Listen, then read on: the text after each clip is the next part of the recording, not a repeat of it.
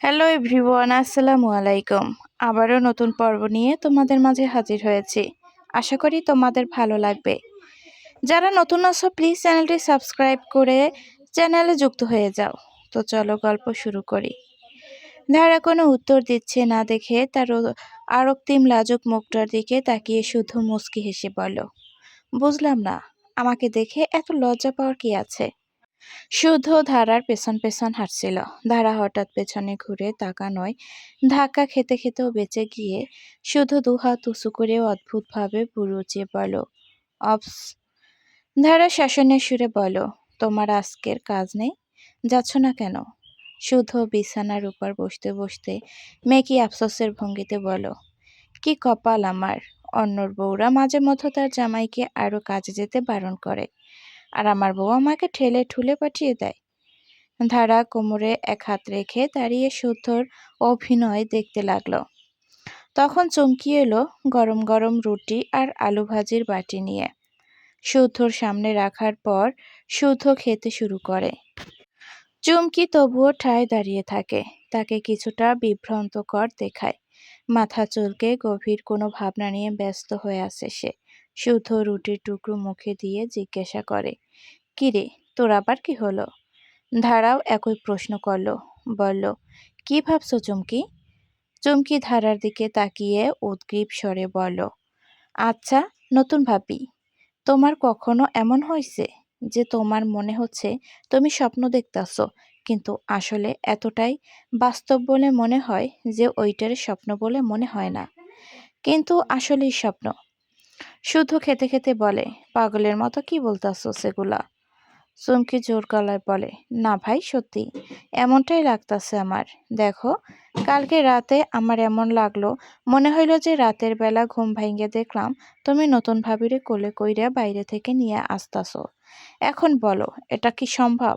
এত রাতে তোমরা এমন করবা কেন? মনে তো হয় স্বপ্নই দেখছি, কিন্তু এ তো আবার স্পষ্ট লাগতাছে। চুমকির কথা শুনে শুদ্ধর ভীষণ উঠে যায়। ধারা বিছানায় খুঁটিয়ে সাথে হেলা দিয়ে দাঁড়িয়ে আছে। সেও পুরো সোজা হয়ে যায়। চুমকি হন্তদন্ত হয়ে বলে, আরে আরে মাহাতাব ভাই, পানি খাও পানি খাও। শুদ্ধ নিজেকে ধাতস্থ করে বলে, তুই আসলে একটা বেকুব চুমকি। কোথায় কি বলতে হয় না কিচ্ছু বুঝিস না। ওইটা স্বপ্নই ছিল, এখন যা। চুমকিকে আবার বিভ্রান্ত দেখায়। বিভ্রান্তর মানেই সে চলে যায়। চুমকি যেতেই শব্দ করে হেসে ওঠে শুদ্ধ। ধারা শাসনের চোখে শুদ্ধর দিকে তাকালে শুদ্ধ হাসি থামিয়ে ইনোসেন্ট ভাব নিয়ে বলে, আমার দিকে এভাবে তাকিয়েছ কেন? আমার কি দোষ? আমি কি এবার তোমাকে পানিতে ফেলেছিলাম? তুমি ফেলেছ। তুমি তো আমাকে পুকুরে ধাক্কা দিয়ে কিস। শুদ্ধকে কথা সম্পন্ন করতে না দিয়ে তার সামনের অর্ধেক রুটিটা দ্রুত তুলে ধারা সম্পূর্ণ শুদ্ধর মুখে পুরে দেয়। বেলা ছেলেটার কথা বলার রাস্তা আটকায়, আর নিজেকে লাজুকতার অথই অম্বরে ডুবে যাওয়া থেকে বাঁচিয়ে চলে যায়। দুদিন বাদেই আসবে হেমন্ত। কার্তিকের অবস্থা এখন যাই যাই। মাঠ জুড়ে শুধু সোনালি ধানের জিলিক। পাকা ধানের সৌন্দর্যে ভরে আছে বাংলার প্রকৃতি। শালিকের উড়ন্ত পাখার সাথে ভেসে আসা খোলা হাওয়ায় দুরন্ত ধানের শিখে নজর কাড়ে। আশেপাশের কিছু ক্ষেতে ধান কাটা শুরু হয়ে গেছে। কাটা ধান সারি সারিভাবে বিছিয়ে রাখা। খেতে আসার পর ধারা কিছুক্ষণ ধান ক্ষেতের আলের উপর দাঁড়িয়ে সে সৌন্দর্যে চোখ মেলে তাকায়। তার পরনে একটা অসাধারণ সুতি থ্রি পিস, হাতে খাবারের স্টিলের টিফিন বক্স। সে যাচ্ছে শুদ্ধর কাছে। শুদ্ধ আজকাল বড্ড বেশি ব্যস্ত থাকে। সারাটা দিন এই ক্ষেতে খামারেই কেটে যায় তার। কখনো কখনো দুপুরে বাড়িতে গিয়ে খাবারের অবকাশও হয় না। মাঝে মাঝে খোদেজা খাবার নিয়ে আসে। আজ ধারা এসেছে। শুদ্ধর জন্য নিজ হাতে খাবার নিয়ে আসার তার বহুদিনের শখ। ক্ষেত পেরিয়ে শুদ্ধর কাছে পৌঁছে ধারা দেখে শুদ্ধ কিছু লোককে ষাঁড় হাতে নিয়ে কি যেন বুঝিয়ে দিচ্ছে। লোকগুলো চলে গেলে ধারা পেছন থেকে গিয়ে শুদ্ধর কানের কাছে ভো করে উচ্চ শব্দ করলো। শুদ্ধ চমকালো না। পেছনে ফিরে বুড়ো উঁচিয়ে ইশারা করলো। ধারা হতাশ গলায় বলল, ভয় পেলে না কেন? শুদ্ধ মৃদু হেসে বলল, ভয় পাবো কেন? তোমার কণ্ঠ কি আমি চিনি না? ধারা মুখ ভার করে ঘুরিয়ে বলল, একটু অবগত হলে না? এই যে আমি আসলাম তোমার জন্য খাবার নিয়ে। শুদ্ধ দাঁড়ার হাত ধরে কাছে টেনে বলল, আমার বউ আমার জন্য খাবার নিয়ে এসেছে, তাতে অবাক হব কেন? অন্য কারো বউ যদি নিয়ে আসতো তাহলে অবাক হতাম। ধারা শুদ্ধর হাতে হালকা বাড়ি দিতেই শুদ্ধ হেসে ফেলল। ধারা শুদ্ধর হাত টেনে ছায়া দেখে একটা গাছের নিচে বসলো। টিফিন বক্স খুলতে খুলতে ধারা বলল, অনেকগুলো পদ নিয়ে এসেছি, কোনটা দিয়ে আগে খাবে? তুমি খাইয়ে দাও, যা দিবে তাই খাবো। কথাটা বলে শুদ্ধ চোখ বন্ধ করে হাঁ করলো। ধারা ঠোঁট চেপে একটু হেসে টিফিন বক্স থেকে একটা কাঁচামরিচ বের করলো। শুদ্ধর মুখে দিতে কামড় দেওয়ার পর শুদ্ধ হকচকিয়ে চোখ মেলে তাকালো। ধারা মুখে হাত দিয়ে অট্টহাসিতে ফেটে পড়ল। শুদ্ধ সরু চোখে তাকিয়ে বলল, আচ্ছা, আমিও দেখাচ্ছি মজা। ধারা লুটোপুটি করে উঠে দাঁড়িয়ে শুদ্ধর হাত থেকে বাঁচতে সামনে দৌড় লাগালো। পেছনে ছুটল শুদ্ধ। ধানের আল ধরে হাসতে হাসতে এলোপাথারি দৌড়াতে লাগলো তারা। একসময় ধারার নাগাল পেয়ে যায় শুদ্ধ। খপ করে ধারার হাত ধরে ফেলে তাকে কোলে তুলে নেয়। ধারা ছোটার জন্য খানিক ছটফট করে আশেপাশে তাকিয়ে দেখে এই মুহূর্তে মাঠে কেউ না থাকলেও দূরে একটা বুড়ো দাদুকে চোখে পড়ছে। বুড়ো দাদুটি ওদের দিকে তাকিয়ে অবাক মিটিমিটি হাসছেও। ধারা লজ্জা পেয়ে বলল, প্লিজ আমাকে নামাও, ওই বুড়ো দাদুটা দেখছে। শুদ্ধ বলল, দেখলে দেখুক, তখন এমন করলে কেন? এখন কেমন লাগে? শুদ্ধ সহজে নামাবে না বুঝে ধারা লজ্জায় দু হাত দিয়ে মুখ ঢেকে নিল। শুদ্ধ মুচকি হেসে ধারাকে কোলে নিয়েই একটা ঘূর্ণন দিল। খাওয়া শেষে শুদ্ধ বোতলের পানি দিয়ে হাত ধুয়ে নেয়। বাতাসের আবির্ভাব থাকলেও রোদের তাপ ভালোই।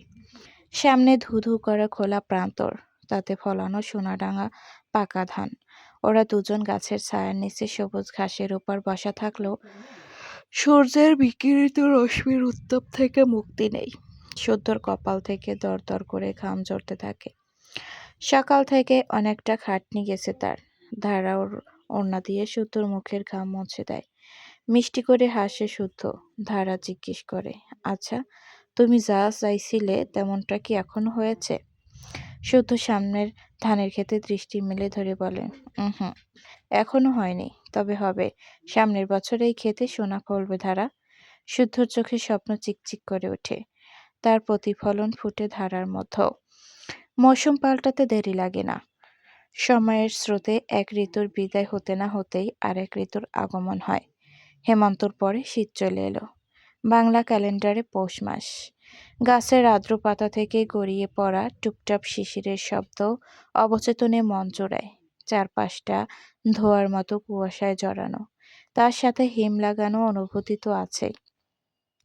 সকালের নরম রোদ গায়ে লাগিয়ে চুমকি ধারা শুদ্ধ বসে আছে উঠোনের রান্নাঘরের সামনে। মাটির তপ্ত আগুনের চুলায় চালের গুঁড়ো, নারকেল আর খেজুর গুড় দিয়ে ভাপা পিঠা বানাচ্ছে খোদেজা। একটার পর একটা ধোয়া ওঠা গরম গরম পিঠা তুলে দিচ্ছে একজনের পাতে। ধারা তখন খোদেজাকে সব সামগ্রী এগিয়ে দিচ্ছিল। খোদেজার কথায় এখন সবার সাথে সেও খেতে বসেছে। শীতের সকালে চুলের পাশে সদ্য জেগে ওঠা রোদের মধ্যে বসে বসে গরম গরম পিঠা খেতে ভালোই লাগে। চুমকি সাধারণত এত সকালে ওঠে না, আর যদি তা হয় শীতের সকাল, তাহলে তো প্রশ্নই ওঠে না। কিন্তু আজ পিঠার নাম শুনতে ঠিকই ঘুম থেকে উঠে খেতে বসেছে। একটার পর একটা পিঠা গোগ্রাসে গিলে চলেছে সে। শুধু চুমকির দিকে তাকিয়ে বলল, আস্তে আস্তে খা চুমকি, তোর পিঠা পালিয়ে যাচ্ছে না। একবার গলায় আটকালে তখন বুঝবি। শুদ্ধর কথায় চুমকি ফিচেল করে হাসে। শুদ্ধ পিঠা খেতে খেতে হঠাৎ ঘরের দিকে তাকিয়ে খোদেজাকে উদ্দেশ্য করে বলে, আম্মা, ঘরে তো দেখি বেহাল অবস্থা, এদিক ওদিক খুলে পড়ছে। খোদেজা বলল, তাইলে আমি তোরে কি কই, ঘরের অবস্থা পুরাই খারাপ হয়ে যাইতেছে। আর কতদিনই বা ভালো থাকবো? সেই আমার শ্বশুর আমলের বাড়ি, এতদিন যে টিকছে তাই বেশি।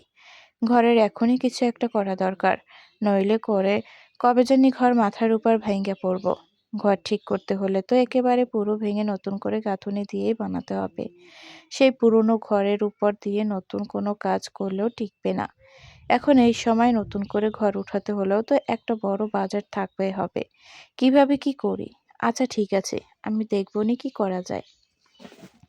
শুদ্ধ সবে একটা পিঠা খেয়েছে। চুলো থেকে সদ্য নামানো আরেকটা ভাপা পিঠা খোদেজা শুদ্ধর বাটিতে দিতে চাইলে শুদ্ধ মানা করে ওঠে। বলে, আম্মা, আর দিও না, আমার সময় নেই, এখন খেতে পারবো না, খেতে যেতে হবে। খোদেজা খানিক বিরক্ত হয়। শুদ্ধর বারণ না শুনে পিঠাটা তার বাটিতে রেখে বলে, চুপচাপ খাতো, একটা পিঠাই কি হয়? এই সাত সকালে তোর খেতে যাবার কারণটা কি শুনি? শুদ্ধ দ্রুত পিঠা মুখে নিতে নিতে বলে, কি বলো আমা? কত কাজ এখন। নতুন বড় ধান লাগিয়েছি, সেগুলো দেখতে হবে না? শুদ্ধ পিঠা অর্ধেক খেয়ে রেখে ভেতরে তৈরি হতে চলে যায়। শুদ্ধ চলে গেলে খোদেজা ধারার দিকে তাকিয়ে বলে, দেখছো বউ, মাহাতাবের কাণ্ড কারখানা। কি দরকার এসব কাজর করার? খাইয়া না খাইয়া এগুলোর পেছনে পইড়ে রইছে। এত কষ্ট কইরা পড়ালেখা করলি, কই একটা ভালো দেখা চাকরি কর, আরামে থাক। তা না এই কাজ নিয়ে লাইগে আছে। তাও নইলে বুঝলাম, করছো যখন ফলের খামারই খালি করতি, এই ধান টান লাগানোর কি দরকার ছিল? কত পরিশ্রমের কাজ। আমরা তো চাল কিনেই খাই, তবু এগুলো করা কি প্রয়োজন বলো তো? তুমিও তো কিছু বলতে পারো বউ। খোদেজা যে শুদ্ধর জন্য খুব বেশি চিন্তা করে তা ধারা বোঝে, কিন্তু ধারা এটাও বোঝে শুদ্ধ নিজস্ব একটা ভাবনা আছে, বিস্তৃত একটা পরিকল্পনা আছে, নিগুড় কিছু চিন্তা আছে, যার অনেক কিছুই হয়তো ধারা বোঝে না। কিন্তু ধারা এটা জানে, এই ধান শুদ্ধর জন্য খুব গুরুত্বপূর্ণ। এই ধান নিয়ে তার বিশেষ গুরুত্ব একটা পরিকল্পনা আছে। তাই খোদেজার কথায় স্মিথ হেসে ধারা বলল, যে যেটা করে শান্তি পায় তাকে সেটা আমরা করতেই দেই মা। ফলের বাগানটা তো আছেই, আপনার ছেলে সংসার তো ভালো মতোই চালাচ্ছে। যদি না পারতো তাহলে না হয় আমরা বলতে পারতাম। এখন যখন সব ঠিকঠাক মতোই চলছে, তখন সে করুক যা সে করতে চায়। আপনার ছেলেকে তো আমরা চিনিই মা, সে ভুল কিছু কখনো করবে না, যাই করবে সফল হবেই। ধারা শেষের কথায় খোদেজা একটু আশ্বস্ত হয়। ধারা পাশে তাকিয়ে দেখে ঘর থেকে বেরিয়ে শুদ্ধ তার দিকেই তাকিয়ে আছে। তার মুখের মিষ্টি হাসি বলে দিচ্ছে এতক্ষণ ধারার সব কথাই শুনেছে সে। ধারাও মৃদু হেসে চোখ বন্ধ করে শুদ্ধকে আশ্বস্ত করে। ভরসা পেয়ে শুদ্ধ নিজের কাজে যাবার জন্য পা বাড়ায়। শুদ্ধ যাওয়ার একটু পরেই পাশের বাড়ি থেকে আবুলের মা হন্তদন্ত হয়ে খোদেজাকে ডাকতে আসে। খোদেজার তখন পিঠা বানানো প্রায় শেষের দিকে। আবুলের মায়ের তোতলানো কথা আর দূর থেকে গরুর গগনবিদারী চিৎকার থেকে খোদেজা বুঝতে পারে আবুলদের গাভীর বাচ্চা প্রসবের সময় হয়েছে। বাড়িতে আর কেউ নেই। আবুলের মা একা একা ঘাবড়াচ্ছে বলেই দ্রুত খোদেজাকে ডাকতে এসেছে। খোদেজা তড়িঘড়ি করে আবুলের মায়ের সাথে গেল। ধারাও পেছন পেছন অনুসরণ করলো তাদের। আবুলদের গোয়াল ঘরে গিয়ে ধারা দেখলো তাদের লাল গাভীটি মোটা পেট নিয়ে অস্থির হয়ে ছটফট করছে, আর একটু পরপর গলা চড়িয়ে ডেকে উঠছে। খোদেজা আর আবুলের মা কিছু ব্যবস্থা গ্রহণের জন্য ব্যস্ত হয়ে পড়ল।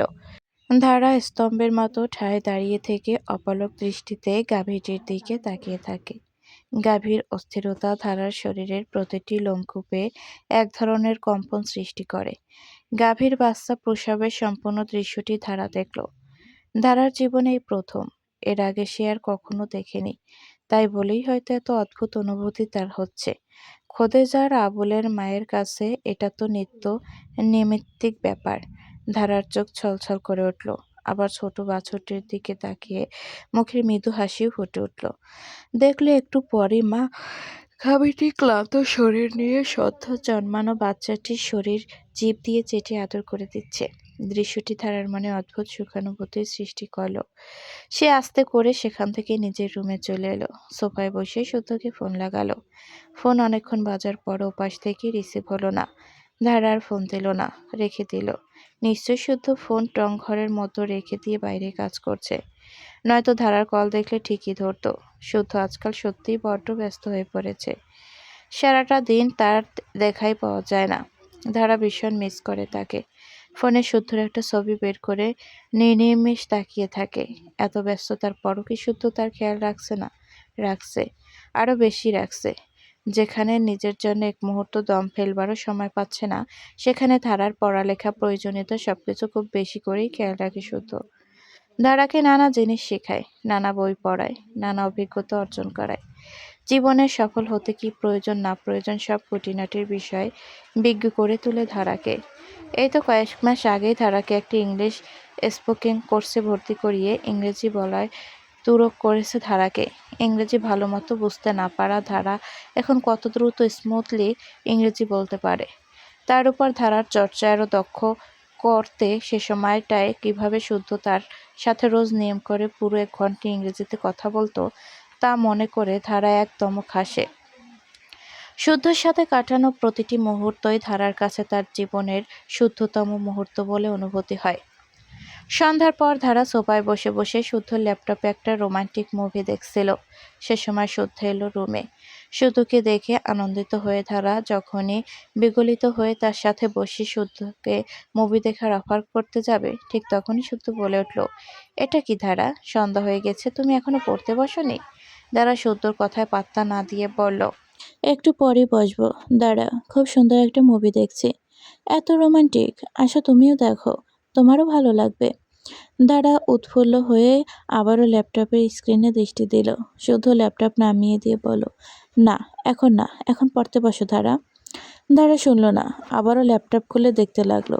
শুদ্ধ এবার ধারার কোল থেকে ল্যাপটপ নিয়ে গিয়ে বলল, আমিও আজকাল ব্যস্ত থাকি, আর তোমার পড়াও কোনো খেয়াল রাখতে পারি না। আর তুমিও একদমই সিরিয়াস থাকো না ধারা। কয়দিন পর তো তোমার ফার্স্ট সেমিস্টারের পরীক্ষা, কতটুকু প্রিপারেশন হয়েছে দেখি। ধারা দেখাতে পারল না। সত্যি বলতে কিছুদিন যাবৎ তার পড়া তেমন হয়নি। শুধু বুঝতে পেরে বলল, জানি কিছুই হয়নি, হবেই বা কিভাবে? সারাদিন বসে বসে রোমান্টিক মুভি দেখো। আগে একটা রোমান্টিক মুভির নামও জানতে না, আর এখন রোমান্টিক মুভি ছাড়া আর কিছুই বুঝো না। পড়ালেখা আর কোনো খবর নেই। বই নিয়ে আসো, তোমার প্রিপারেশন আজকে অর্ধেক করিয়ে দেব। গালে হাত রেখে ধারা অলস ভঙ্গিতে বসে রইল। এক মুহূর্তে পড়তে বসতে তার একদমই ইচ্ছে করছে না, কিন্তু না বসে উপায় নেই। শুদ্ধ যখন পড়ার নাম নিয়েছে, তখন না পড়িয়ে ছাড়বে? শুদ্ধ আবারও তাগাদা দিল ধারাকে। অনিচ্ছা নিয়েই ধারাকে উঠতে হলো। এক গাদা বই নিয়ে বসতে হলো শুদ্ধর সামনে। শুদ্ধ একটা একটা করে বই নিয়ে দেখতে লাগলো। কিছু অনুশীলন বের করে পড়তে বলল ধারাকে। তারপর আবার আরেকটা বই নিয়ে দেখলো। এদিকে ধারার একেবারেই পড়ার মুড নেই। তার ইচ্ছে করছে শুদ্ধকে নিয়ে ওই মুভিটা এখন সম্পূর্ণ করতে, অথবা শুদ্ধর সাথে একান্তে কিছু গল্প করতে, সময় কাটাতে। আর ইচ্ছে করবেই না কেন, সারাদিন পর দেখা পেল মানুষটার। কিন্তু না, মহাশয়ের সেদিকে কোনো ভ্রুক্ষেপ নেই। সে তো বেশ একটা সার ভাব নিয়ে বসেছে ধারাকে পড়াতে। কিছুক্ষণ পড়ার পরই ধারা গড়িমসি করতে লাগলো, আর চাইল না পড়তে। পৃথিবীর যাবতীয় ইনোসেন্ট ভাব মুখে এনে বলো, আজকে না হয় এতটুকুই থাক, কালকে থেকে পড়ি, কাল থেকে সত্যিই পড়ব, প্রমিস। শুদ্ধ বলো, না, এখন মানে এখনই। তোমার পড়ায় এমনিতেই অনেক ঢিলামি এসে পড়েছে, আমারই দোষ, আমিই খেয়াল করিনি। আজকে অনেকক্ষণ পড়াবো। ধারা বিরক্তি ভাব নিয়ে মুখ ঘুরিয়ে ফেলল। আবারও একটু বই নিয়ে পড়ার পরে মুখ তুলে উৎফুল্ল হয়ে বলল, জানো, আজকে আবুল ভাইদের গাভীর একটা বাছুর হয়েছে, দেখতে কি কিউট। শুদ্ধ দাঁড়ার বইয়ের দিকে চোখ রেখে আস্তে করে বলো, ভালো। আমার না এত ভালো লেগেছে, গাভীটাকে খুব খুশি লাগছিল। বাছুরটা খুবই সুন্দর হয়েছে দেখতে। জানো, আমি আজকে একটা কথা ভেবেছি। কে? শুদ্ধ ধারা শুদ্ধর দিকে খানিক এগিয়ে একটু আহ্লাদে স্বরে পড়ল, আমাদেরও যদি এমন একটা ছোট্ট কিউট বাবু হয়, তাহলে কত সুন্দর হবে, তাই না? হুম। ধারা উত্তেজিত হয়ে বলো, তাই না? আমিও সেটাই ভাবছিলাম। আমরাও খুব শীঘ্রই একটা বাবু নেব। শুদ্ধ বই থেকে মুখ তুলে বলো, আমি শীঘ্রের কথা কখন বললাম? আমাদেরও বাবু হবে, কিন্তু এখন না। এখন হলে তোমার পড়ালেখার অনেক ডিস্টার্ব হবে। তাই আগে তোমার পড়ালেখা সম্পূর্ণ শেষ হবে, তারপর। ধারা পুরো ফাটা বেলুনের মতো চুপসে গেল। কি বলে কি শুদ্ধ? পড়ালেখা শেষ হবার পর মানে? ধারা আঙুল দিয়ে গুনতে লাগলো। অনার্সের পর মাস্টার্স, আর সাথে স্বল্প স্বল্প সেনস্টন মেলালে পড়ালেখা শেষ হতে লাগবে আরও 6 বছর। তার মানে আরও 6 বছর পর। ধারা উদ্গ্রীব হয়ে দ্রুত বলে ওঠে, 6 বছর পর কত দেরি হয়ে যাবে জানো? ধারাকে থামিয়ে শুদ্ধ বলো, ধারা, এখানে এসব নিয়ে কথা বলার সময় না। পড়তে বসার পর পড়া নিয়েই থাকতে হবে, এসব নিয়ে পড়ে কথা বলা যাবে। দাঁড়া আবারও খানিক পড়ার চেষ্টা করে, আবারও প্রচুর বোরিং ফিল হয়। সে শুদ্ধর দিকে তাকায়। শুদ্ধ মনোযোগ দিয়ে ধারার বই তাকিয়ে যাচ্ছে। কত সুন্দর লাগছে তাকে। কাঁচা হলুদ রঙের শার্ট, খানিক এলোমেলো চুল, মুখে খোঁচা খোঁচা দাড়ি। দাঁড়া খানিক শুদ্ধর কাছে ঘেঁষে বসে, দুহাত দিয়ে শুদ্ধর গলা পেঁচিয়ে ধরে। শুদ্ধ অবাক হয়ে তাকিয়ে ভুরু উঁচিয়ে ধারাকে ইশারা করে। ধারা মুচকি হেসে বলে, এখন আমি আর পড়বো না, এখন আমি শুধু তোমাকে দেখবো। সারাদিন ধরে দেখিনি, আমার বুঝি তোমাকে দেখতে ইচ্ছে হয় না? শুদ্ধ বাঁকা হেসে বলো, এত রোমান্টিক কথাবার্তা বলে লাভ নেই। পড়ার থেকে আজকে তুমি রেহাই পাচ্ছ না ম্যাডাম। যথেষ্ট ফাঁকিবাজি করে ফেলেছো। যা যা দাগিয়ে দিয়েছি আজ সব পড়বে, তারপরই উঠতে পারবে। দাঁড়ার মুখ ফুলে গেল। সে দ্রুত সোজা হয়ে বসে অন্যদিকে তাকিয়ে বলল, আচ্ছা ঠিক আছে, আমিও পড়ব না। আমিও দেখি তুমি জোর করে আমাকে কিভাবে পড়াও। তুমি পড়বে না? না, পড়ব না। সত্যি তো? দাঁড়া শুদ্ধর দিকে তাকিয়ে একটা তীর্যক হাসি দিয়ে বলো, হ্যাঁ সত্যি। আর তুমি এখন নিজেই আমাকে বলবে যে ধারা থাক, আর পড়া লাগবে না। দেখতে চাও? এই বলে ধারা ওর মাথার চুলগুলো খুলে দিয়ে শুদ্ধর কাঁধে 2 হাত রেখে ওর কাছে যেতে লাগলো। শুদ্ধ খানিক যোগ গিলে ইতস্তত করে বলো, ধারা, ভালো হবে না কিন্তু, পড়তে বসো। ধারা শুনল না, মুখ টিপে হাসতে লাগলো। হঠাৎ শুদ্ধ ধারার পায়ের স্কেল দিয়ে আস্তে করে একটা বাড়ি দিল। ধারা বিস্ফোরিত গলায় বলল, তুমি আমাকে মারলে? শুদ্ধ ওর শার্টের কলার ঠিক করতে করতে বলল, পড়তে বসে বাদরামি করলে তো মারবই। পড়ো, রাত 11টার আগে তুমি উঠতে পারবে না। ধারা মুখ ফুলিয়ে বসে বলল, পড়বো না, পড়বো না। শুদ্ধ স্কেল দিয়ে পুনরায় আরেকটা বাড়ি দিল। ধারা আবারও হতভম্ব হয়ে তাকিয়ে থেকে শেষমেশ রাগে জেদে একদম রাত 11টা পর্যন্ত একনাগাড়ে পড়ে ঘুমানোর জন্য ঠস করে বিছানায় শুয়ে পড়ল। শুদ্ধ মিটিমিটি হেসে ধারার বইগুলো গুছিয়ে রেখে চটপট বিছানায় শুয়ে ধারাকে পেছন থেকে জড়িয়ে ধরল। ধারা যে আজ ভীষণ খেপা খেপেছে, এই রাগ ভাঙানো সহজ নয়। শুদ্ধ ধরতে ধারা তেলে বেগুনে জ্বলে উঠে নিজেকে ছাড়াবার চেষ্টা করলো। শুদ্ধ ছাড়ল না। ধারার চেষ্টা সচল রেখে বলল, এখন আমাকে ধরছেন কেন? ছাড়ো, পড়া তো শেষ, এখন কি আর আসবে না আমার কাছে? শুদ্ধ মুচকি হেসে বলল, ইস, বললেই হলো, এতক্ষণ যে কষ্ট করে পড়ালার এখন আর পারিশ্রমিক দিতে হবে না। আমি কোনো মাগনা কাজ করি না। ধারা শুদ্ধর হাত ছাড়ানোর চেষ্টা থেকে বলল, আমি বলেছিলাম আপনাকে পড়াইছেন কেন? আমি কোনো পারিশ্রমিক দেব না, আমি তো নেবই। এই বলে শুধু ধারাকে আরো শক্ত করে জড়িয়ে ধরল। শেষ রাতের দিকে হঠাৎ করেই বৃষ্টি শুরু হলো। বৃষ্টির শব্দ পেয়ে ঘুম থেকে দ্রুত উঠে বসলো শুদ্ধ। যা মনে হচ্ছে বৃষ্টি আরো অনেক আগে থেকেই শুরু হয়েছে। এই দিনে তো বৃষ্টি নামার কথা না। ক্ষেতে এই সবেই নতুন বোরো ধান লাগানো হয়েছে। অদিনেই এই বৃষ্টি যে কত মারাত্মক ক্ষতি ডেকে আনতে পারে তা ভাবনার বাহিরে নয়। শুদ্ধর মুখ শুকিয়ে গেল। তখনও সে ছাতা মাথায় দিয়ে ক্ষেতের উদ্দেশ্যে রওনা দিল। দাঁড়া শুদ্ধর বেরিয়ে যাওয়ার দেখে উদ্বিগ্ন মুখে তাকিয়ে রইল। শুদ্ধ শুকিয়ে যাওয়া মুখটা বারবার আঘাত হানতে লাগলো তার বুকে। কিছুক্ষণ পর ফজরের আজান দিলে ধারা জায়নামাজ নিয়ে তৎক্ষণাৎ নামাজ পড়তে দাঁড়িয়ে গেল। নামাজ শেষে এক দীর্ঘ মোনাজাত দিল ধারা।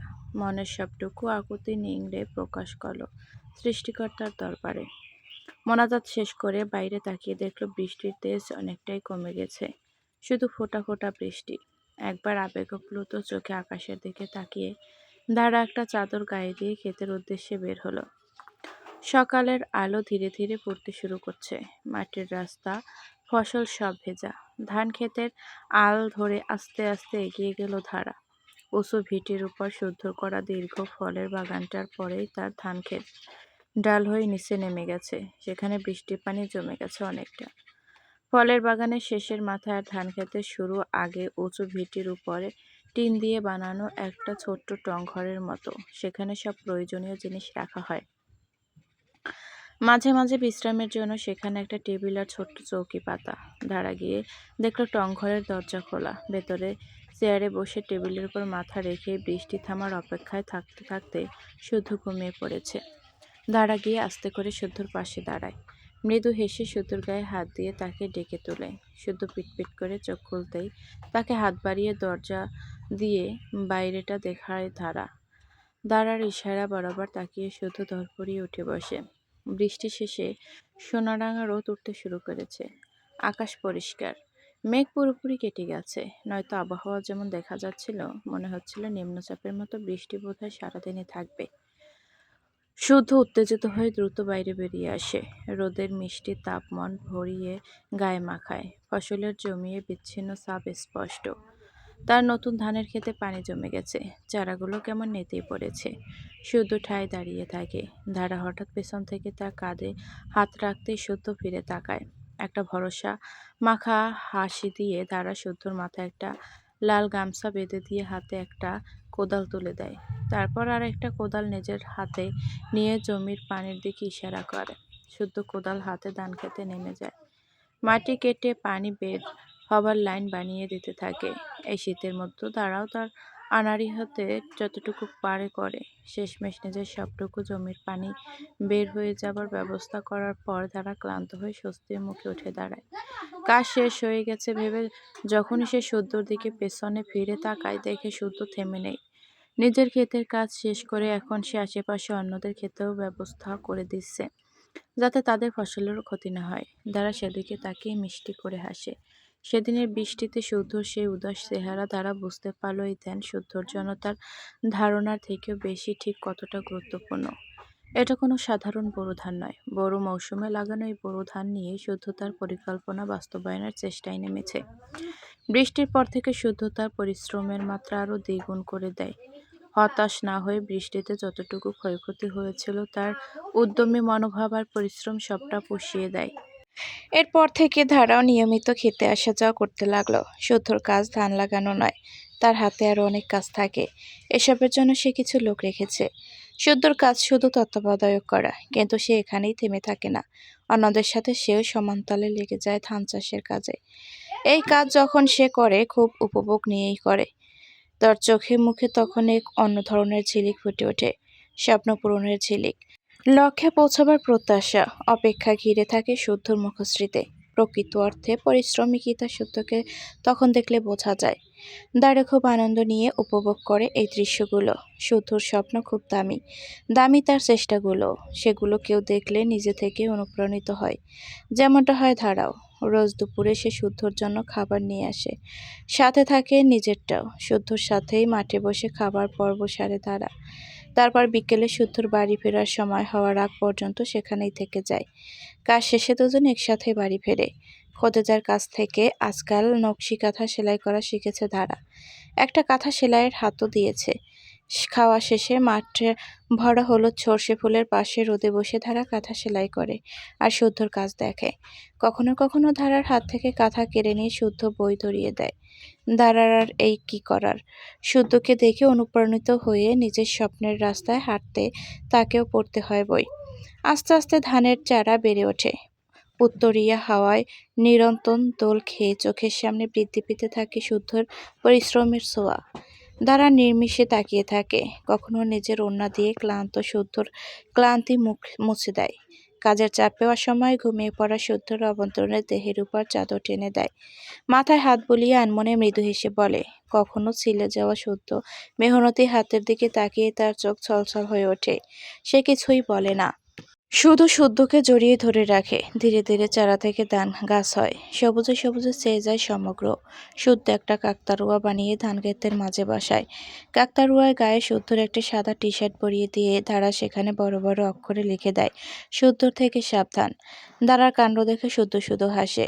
একটা ছোটখাটো সংসার বসে যায় তাদের সেই ছোট্ট টিনের টং ঘরটিতে। হিমশীতল হাওয়ার সাথে সাথে হলুদ সর্ষে ফুলের মাঠ জুড়ে বইতে থাকে তাদের প্রেমের অবাধ হাওয়া। কখনো হলুদ রঙে ছেয়ে যাওয়া মাঠ জুড়ে প্রজাপতির মতো চলতে থাকে তাদের খুনসুটি মাখা নিরন্তর ছোটাছুটি। এমনই এক দিনের ঘটনা। ধান ক্ষেতের পাশে বসে শুধু কৃষি সম্পর্কিত একটা বই পড়ছিল। ধারা তখন কিছু রাজহাঁসকে দৌড়াতে দৌড়াতে শুদ্ধর সামনে নিয়ে আসলো। বই বন্ধ করে শুদ্ধ বলল, কি করছো ধারা? যদি ঠুকুর দেয়? ধারা একটা রাজহাঁস ধরে কোলে নিয়ে বলল, দিবে না, এদের সাথে আমার ফ্রেন্ডশিপ হয়ে গেছে তাই। হ্যাঁ। হাতের রাজাহাঁসটা নিজের দিকে উঁচু করে ধারা বলতে লাগলো, বলো বলো হাসু বাবু, আমরা এখন ফ্রেন্ড না? শুদ্ধ বইয়ের পাতা উল্টাতে উল্টাতে হেসে বলো, হাস্যকর।